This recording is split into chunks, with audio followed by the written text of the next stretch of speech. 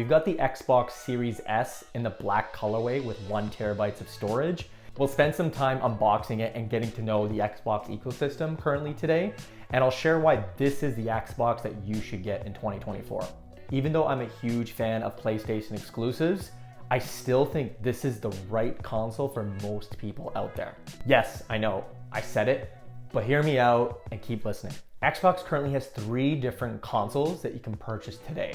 2 of them being the exact same. The Xbox Series S, which includes this 1 terabyte black model here, and the base 512 model that's colored in white. Then there's their flagship, the Xbox Series X, which comes with 1 terabyte as well, and is also black. This Series S model that we have right here was recently launched back in September of 2023, just a few months before this video was created.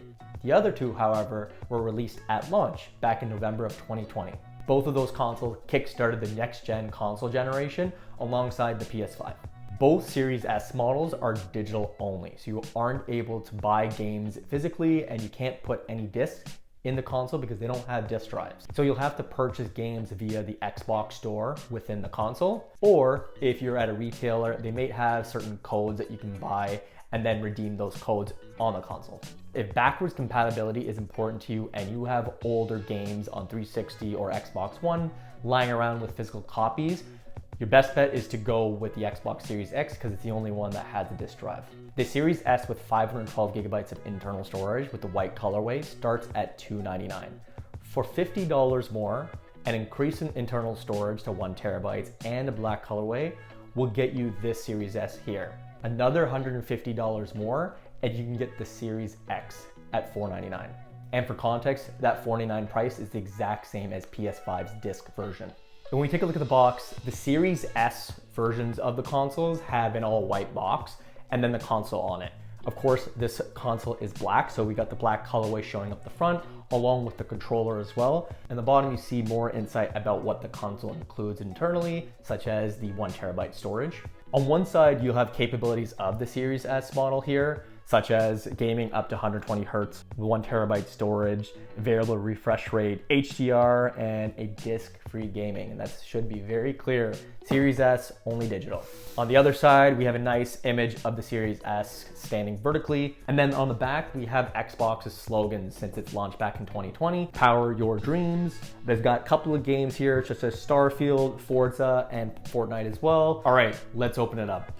So they've got stickers here on the sides. We just pull them. Bottom here, instantly you can see the console there, Power Your Dreams. We're gonna take this console out, and then inside first you're gonna see that there's a getting started manual. You can use a QR code, get on the Xbox app, and it's just a step-by-step process on how to get your Xbox kick-started. Pretty minimalistic box, but you can see at this back here, there's like this window.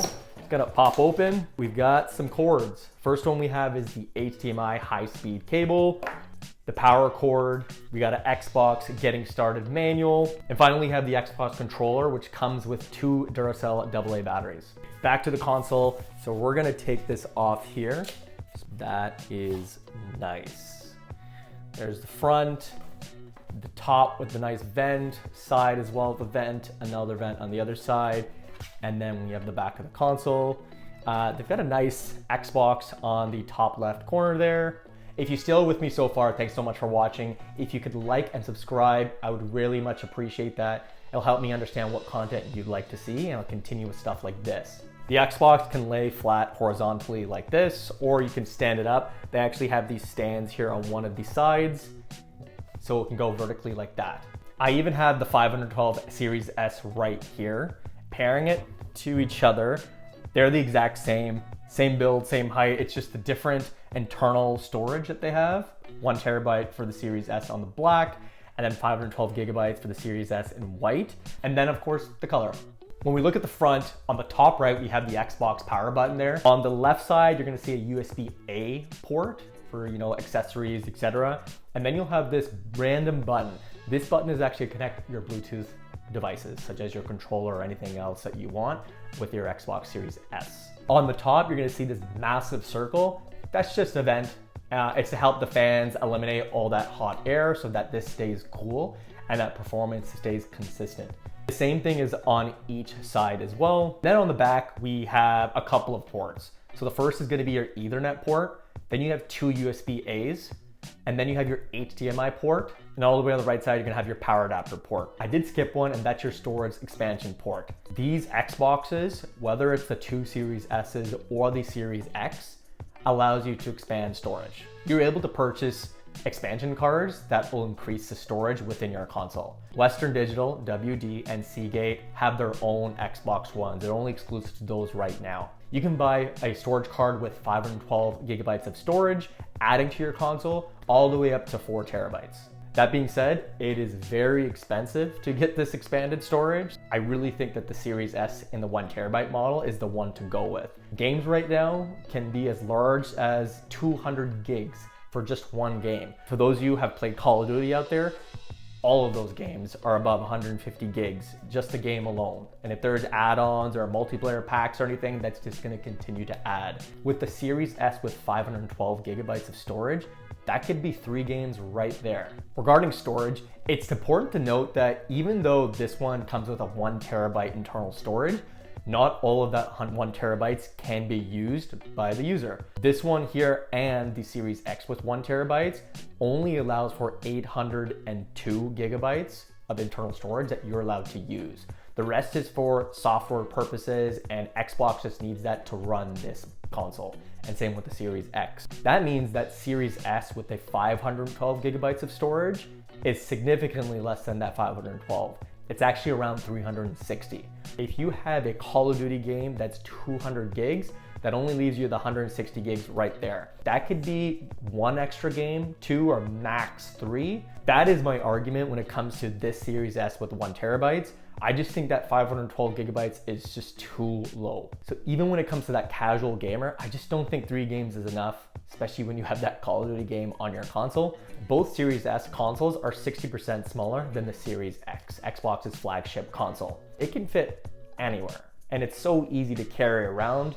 Even just picking this up in my hand right now, it feels like I've got like a couple of books in my hands. The Series S may be positioned as the weaker Xbox, but it still has a ton of horsepower within this console. Games can play at 1440p resolution, which is just one below 4K and one above 1080p, and they can play at 120 frames per second. Games are gonna play super clear, very smooth, and whether you're playing on a computer monitor or a TV, it's gonna look fantastic and run super smooth. If you have a 4K monitor or TV, both Series S's will actually upscale close to a 4K resolution.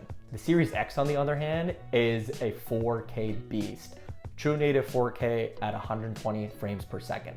For context, the Series X is technically on paper more powerful than the PS5, but just slightly. What really sets apart Xbox from PlayStation is Xbox's Game Pass. Game Pass is essentially a Netflix streaming service that instead of streaming only, you can actually download games on your console as long as your internal storage can keep up with the storage. There are hundreds of games on Game Pass, and Game Pass is exclusive to Xbox consoles and PC. The monthly fee that you pay, I think it's around $15 per month, give or take. You get unlimited access to all of the games on Game Passes, so roughly above 100 games. And you'll even get games that launch on day one. For example, Starfield just released back in September. That was released on the first day. Same with Forza Motorsport. And that's been a tradition with Game Pass on the Xbox consoles. And Microsoft will continue to do this to really differentiate from PlayStation's PS Plus, which do not have first day launch games. I think where the value comes in is that for the cost of an annual subscription of Game Pass, you're essentially paying for 3 full price games right there. If you download 4 or 5, you're already getting value right there. Especially when it comes to those first day release games, Starfield and Forza, they cost around $70 right there. Microsoft went through the recent acquisition of Activision. Activision owns Call of Duty, World of Warcraft, and Candy Crush, and so much more. When we think about Game Pass and first day launches, we know that the next Call of Duty will be on day one, released on Game Pass. Even previous Call of Duty titles, they're likely going to be released all at once and to be available on Game Pass in the next couple of months. And to add even more to this, Game Pass even includes EA Play. So think about FIFA, Madden, NHL, any of those EA games that they have out there, they won't be released on day one, but since EA Play is included in that, you get discounts on any of the EA games, and they'll eventually make their way to Game Pass, let's say at 4 or 5 months after. And another wicked feature that Xboxes have today is called Quick Resume. Quick Resume allows you to essentially leave certain games. You can get back to that game, let's say in 2 or 3 days or even a month from now, and that game will turn back on at the exact same spot. Even if you're switching between 3 games, which is the max, you can actually quickly resume into those 3 games right away. Not all games are compatible with the quick resume functionality, such as older games. However, if it's meant for the Series X or S models, then they should be compatible with quick resume, especially if they're a Microsoft exclusive. This is the controller that Xbox Series X and S have launched with for the last few years now, since 2020. Microsoft is planning to launch Xbox's new controller sometime this year. And this controller is going to be very comparable to PlayStation's PS5 DualSense controller, with more haptic feedback, a rechargeable battery, so you don't have to put in AA batteries anymore. And these will create an extremely immersive feeling when playing any of your games. All right, recommendation time. Getting the Xbox Series S with 1 TB in black is the way to go. You get access to Game Pass, Quick Resume, additional internal storage. It's small, it's compact, it's still powerful. It's got the best of all worlds. I think the best value is here within this console, and I don't think casual gamers should go to the 512 gigabyte model in white. I think spend the extra $50, get the additional internal storage. You will not regret it. If you care about backwards compatibility though, or 4K gaming, then the Series X is for you. You're gonna have a disk drive and you're gonna get native 4K on your gaming. That's just the way to go. For anybody else that doesn't care about either of those two, get this one here. Now let's hear from you. Which is the Xbox that you would get? Would you get the Series X, this Series S that we have here in black, or the Series S in white? Let me know in the comments below. Thanks so much for watching, friends. I really appreciate it. If you like what you saw, please like and subscribe so that I can get content similar to this out to you right away. It's Jordan here from the Tech Rack. All the best, everyone, and see you in the next one. Later.